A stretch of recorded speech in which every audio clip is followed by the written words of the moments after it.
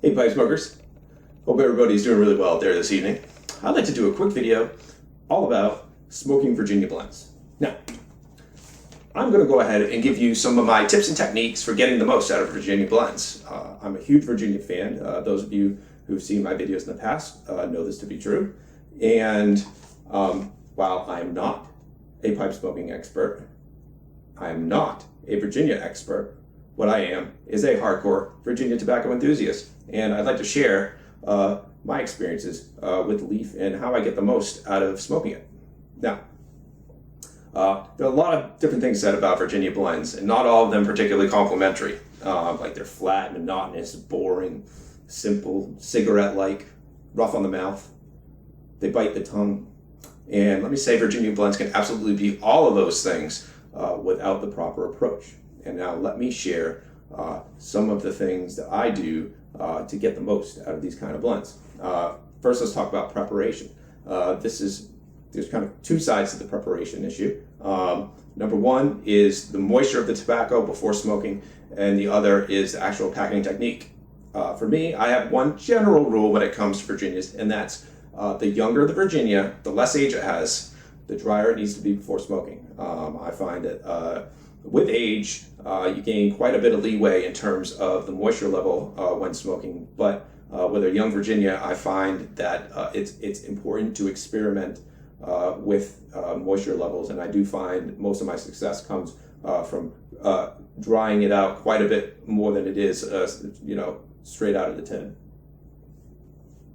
The packing side of things, I think you will find there's a wide range of opinion in terms of the best way to pack and smoke a pipe.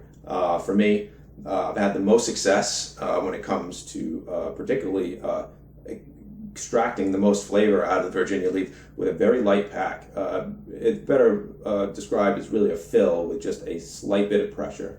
And if I take a dry puff on the pipe and I detect just the slightest bit of resistance, then I know that I've done it right and I'm ready to roll, basically. Now, when lighting, the best advice I can give is to light the pipe as gently as possible and to use matches. Now, why use matches? It's pretty simple. Matches burn at a lower temperature than your typical lighter fuel does. There's also another alternative to matches, and that's called hemp wick, which is essentially hemp fiber twisted up into a wick that's coated with wax and can be used in lieu of matches. I've had some great success with it, and if you ever get a chance, check it out. Now, smoking Virginia blends.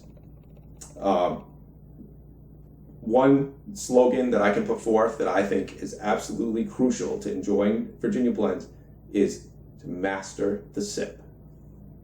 What do I mean by that? I mean, master the technique of slow smoking.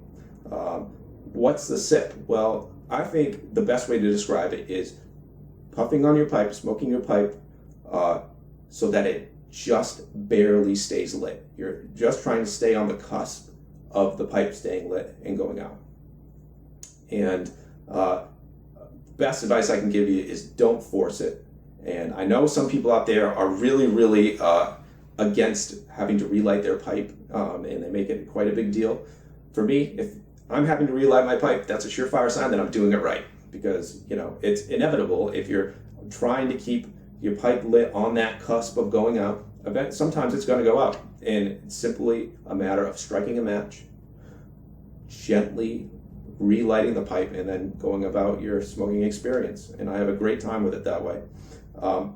For me, this technique helps with two major things. That is keeping the bite, keeping the tongue fatigue and discomfort at a bare minimum, as well as unlocking all the wonderful, complex, sweet, bold flavors that Virginia has to offer. And I think there's a very, very fine line between a flat, boring, monotonous experience and a vibrant, very intense and wonderfully flavorful experience. And I think that line is, it's all about your technique and your smoking speed, and coaxing the most out of your Virginia leaf is simply a matter of conscientious puffing and patience, and just sitting down and really enjoying the time that you're smoking and not trying to rush it. For perspective, this pipe with any other blend but Virginia, so we're talking Latakias, Burleys, whatever, will probably take me about 45 to 50 minutes to smoke.